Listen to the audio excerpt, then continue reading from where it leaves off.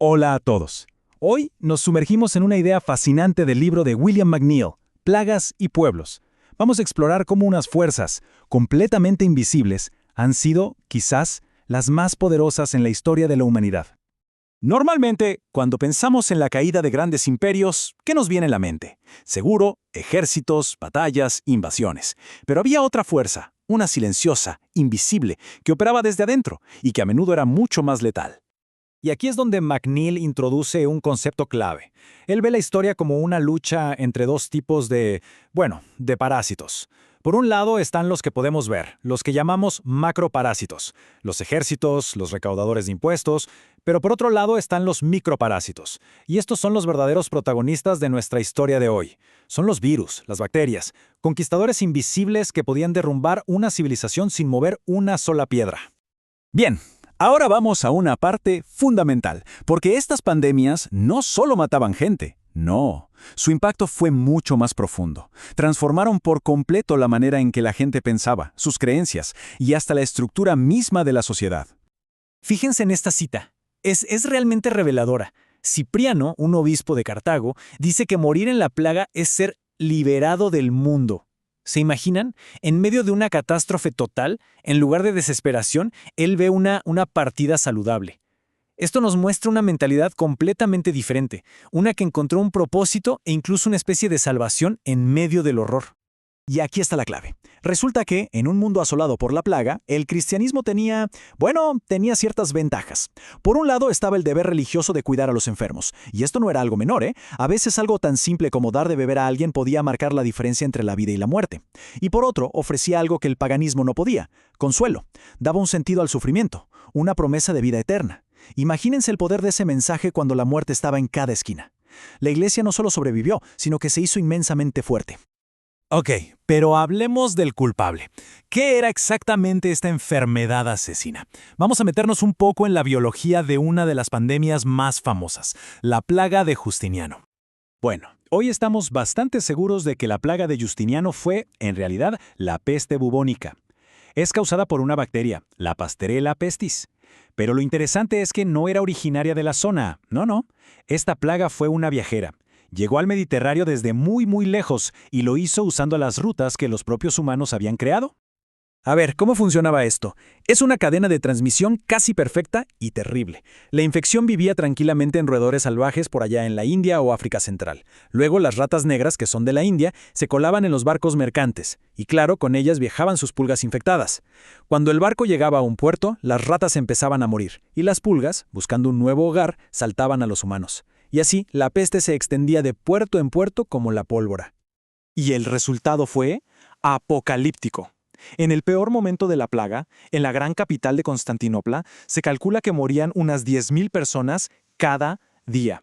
Pensemos en esa cifra por un segundo. 10.000. Es algo que colapsaría por completo cualquier ciudad del mundo actual. Pero atención, porque esto no fue solo una historia romana, ni mucho menos. Mientras todo esto ocurría en el Mediterráneo, al otro lado del planeta, en China, estaba pasando algo increíblemente parecido. Es casi como ver la misma historia repetida. Miren esta comparación. Es que es asombroso. Por un lado, el Imperio Romano. Por otro, la China de la dinastía Han. ¿Qué vemos? En ambos casos, llegan enfermedades nuevas y mortales. En ambos, la población se desploma. En ambos, el poder central se fragmenta y entran en una edad oscura. Y, para rematar, en ambos casos, una nueva religión de salvación gana muchísima fuerza. El cristianismo en Occidente y el budismo en Oriente. La coincidencia es demasiado grande para ser una casualidad. Y en China los registros son brutales. Hablan de epidemias de viruela o sarampión que dejaban vivas a 1 o 2 personas de cada 100. 1 o 2 de cada 100. Esto es lo que pasa cuando una enfermedad nueva llega a una población que nunca antes la ha enfrentado. No tienen defensas, ninguna inmunidad. Es lo que se conoce como una población virgen, y el resultado es una catástrofe demográfica. Ahora, cambiemos un poco el foco y veamos algo curioso. ¿Qué pasaba en lugares como Bretaña o Japón, que son islas? Uno pensaría que estar aislado es una ventaja, ¿verdad? Pues no siempre. De hecho, a veces era peor. El aislamiento geográfico era como una espada de doble filo. Por un lado, sí, los protegía de un contacto constante con las enfermedades. Pero eso mismo era el problema. Cuando la enfermedad finalmente llegaba, quizás una vez cada generación, encontraba a casi toda la población sin inmunidad alguna. Así que, en lugar de pequeños brotes, sufrían epidemias masivas y superdestructivas que arrasaban con todo. Y aquí tenemos un ejemplo perfecto. Inglaterra durante la peste negra. Miren los números.